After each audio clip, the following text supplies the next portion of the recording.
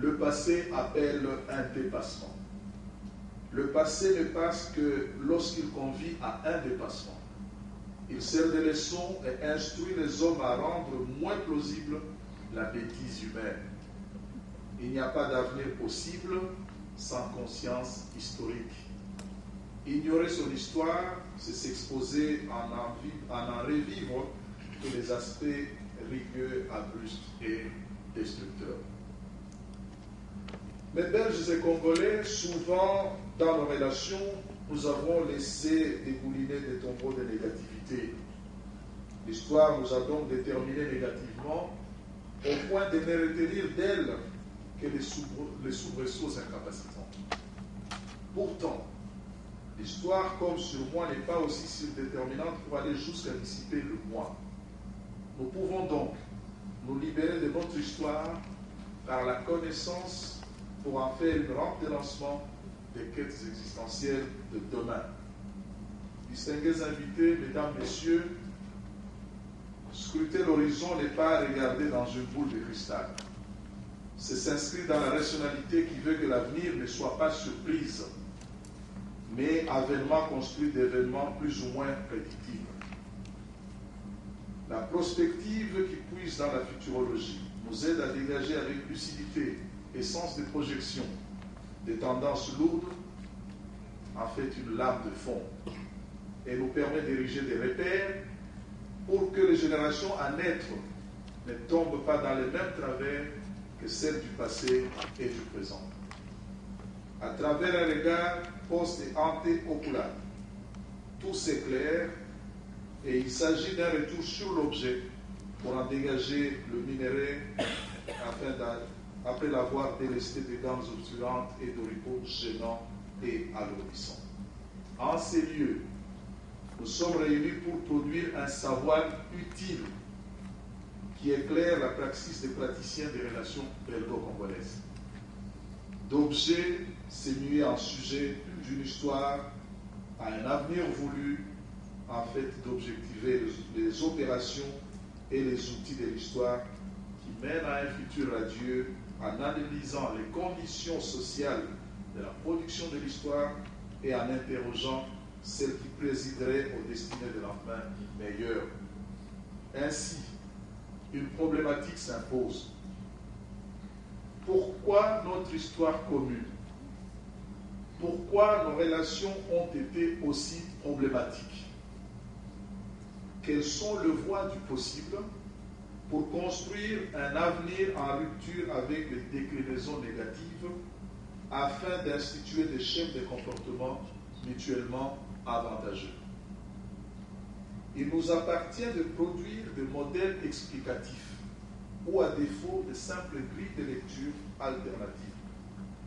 Pourquoi pas produire une structure cumulative susceptible d'intégrer les travaux théoriques de plusieurs disciplines scientifiques sur les relations belgo-congolaises, aux approches empirico-descriptives associées des conceptualisations pouvant aller jusqu'à l'extrême. Les relations belgo-congolaises demeurent encore un terrain en friche qui admet plusieurs orientations dans le futur. Ainsi, et le pire et les meilleurs sont encore possibles. Ce faisant, aller piocher dans l'histoire ne signifie pas nécessairement n'en eximer que de calamités. Le sinistre augure qui ne devrait donc pas être le seul horizon possible pour les relations belgo-congolaises. Retourner à l'histoire, c'est aussi aller à la pêche aux perles qui hérissent le long fleuve tumultueux de nos relations. Même si la mémoire est opaque quelquefois, il y a lieu de briser le miroir qui se veut infranchissable. Ainsi, on aura accédé à l'eau claire de mains souvenirs dignes d'éloges. Décrocher quelques étoiles de ces firmaments des relations belgo-congolaises, si souvent plombés des nuages orageux, c'est possible. À côté de ces soleils ardents qui parfois calcinaient nos certitudes, laissons pousser des arbres qui obombrent notre tandem pesant. Il nous faut nous ébrouer avec suffisamment d'énergie pour que s'envolent les marques poussiéreuses qui ont fréquemment obscurci la voie qui mène au bonheur commun. Mesdames, Messieurs, distingués invités, chers participants, l'indépendance du Congo, acte d'autodéfinition rationnelle de la nation congolaise, ne la soumet pas à l'empire de l'inimitié ni de l'animosité à l'endroit de son ancienne métropole. Nos peuples euphoriques réclament à juste raison un renouvellement d'une convivialité à tout clan. Loin des supercheries de ceux qui, collés à l'audimat chaque fois qu'ils provoquent une crise entre nous, il est possible de présenter un tableau plus serein et plus responsable dans nos rapports. Ceux qui ont hanté le couloir où se déroulaient nos échanges sont défaits par la permanence de nos relations, même entrecoupées par des courts-circuits artificiels.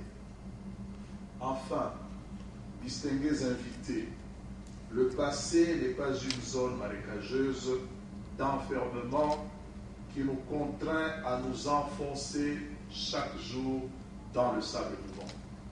On peut et on doit en sortir pour viser les cimes des montagnes qui nous convient à des tournures inédites, réalistes et encore plus ambitieuses. Comme Ulysse en queue d'Odyssée, nous pouvons, pour les prochaines 50 années, entamer d'ores et déjà une saga épique. Mesdames, Messieurs, je vous remercie.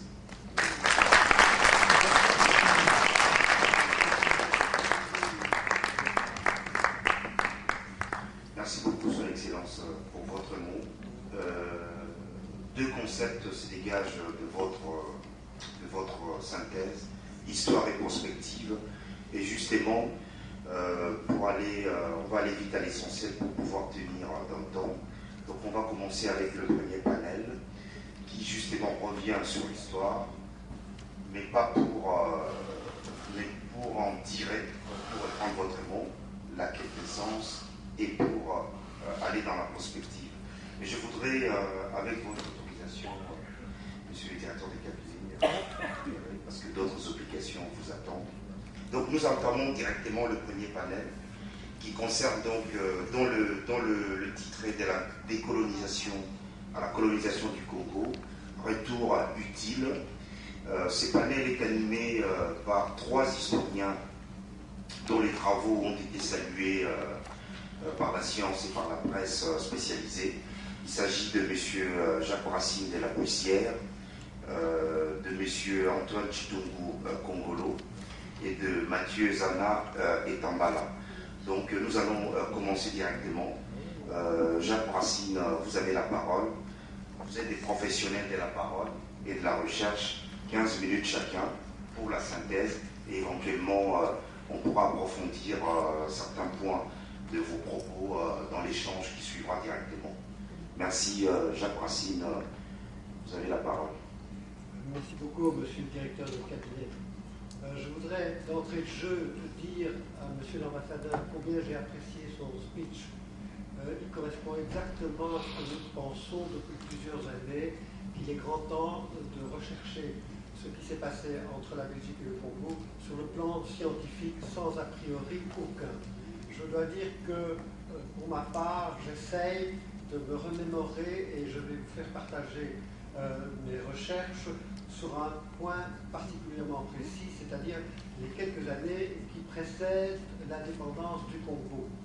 Je vais objectivement essayer de le faire, mais en parlant pendant 15 minutes, il est impossible de dire ce qui s'est passé pendant toutes ces années sans devoir sauter certains événements, quitte à revenir tout à l'heure et répondre à des questions plus précises sur certains aspects. Alors, je me lance parce que le temps tourne et dès le départ, je voudrais vous dire que entre 1944 et 1954, qui est la période qui précède les premiers balbutiements de la politique belge, nous avons eu 12 gouvernements. Dans ces 12 gouvernements, on a eu 8 ministres des colonies, comme on disait à l'époque. Sur ces 8 ministres des colonies, il y en a 2 qui ont plus ou moins marqué leur époque, c'est de Deschamps et Pierre Vigny.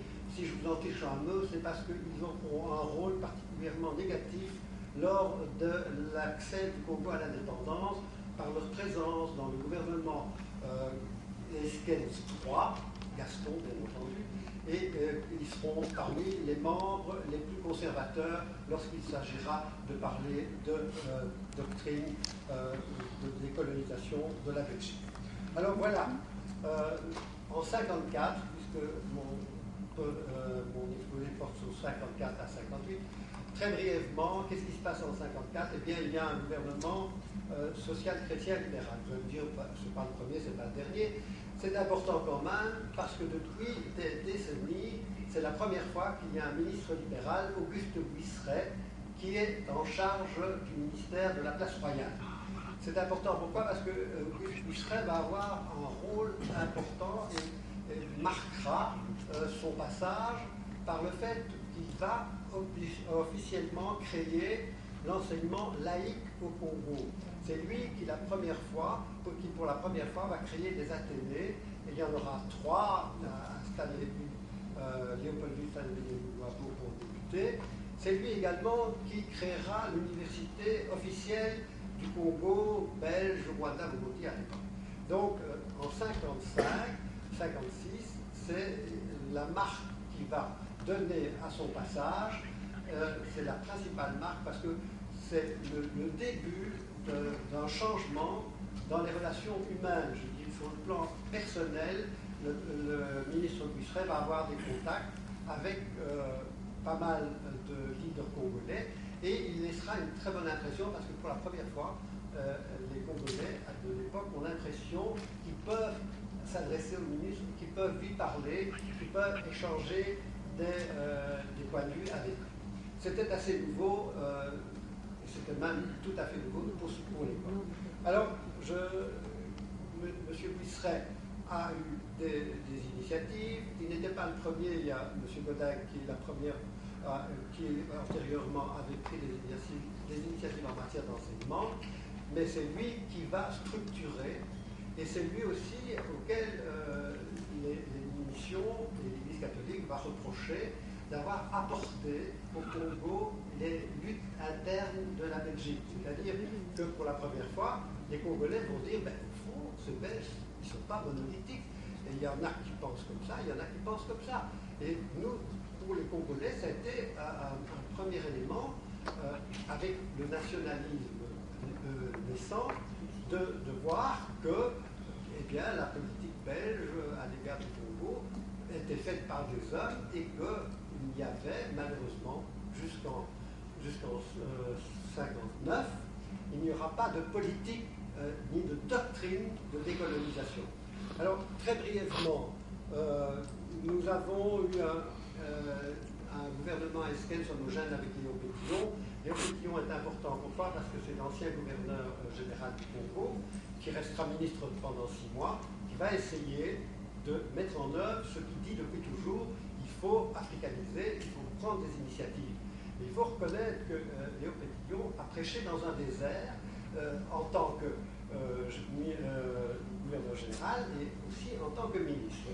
Il faudra attendre le gouvernement social-chrétien Esquens-Lillard pour qu'un homme nouveau, Maurice Van Emmelreg, arrive aux responsabilités à la place royale. Bon, Van Emmelreg est un inconnu de tous à cette époque-là. Pourquoi? Parce qu'il n'a jamais été au Congo, il ne sait pas qui est le Congo, il ne sait rien, mais il a derrière lui un background intellectuel très important.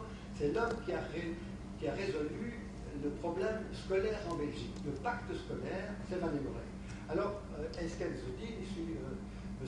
Maurice Van Emmelreg a pu résoudre le pacte scolaire, eh bien, il va pouvoir faire merveille dans nos relations avec le Congo. Il fera effectivement un excellent départ, il y aura beaucoup de problèmes, et progressivement, les relations de Van Emmelreg, plus elles s'améliorent avec nos amis congolais, plus elles se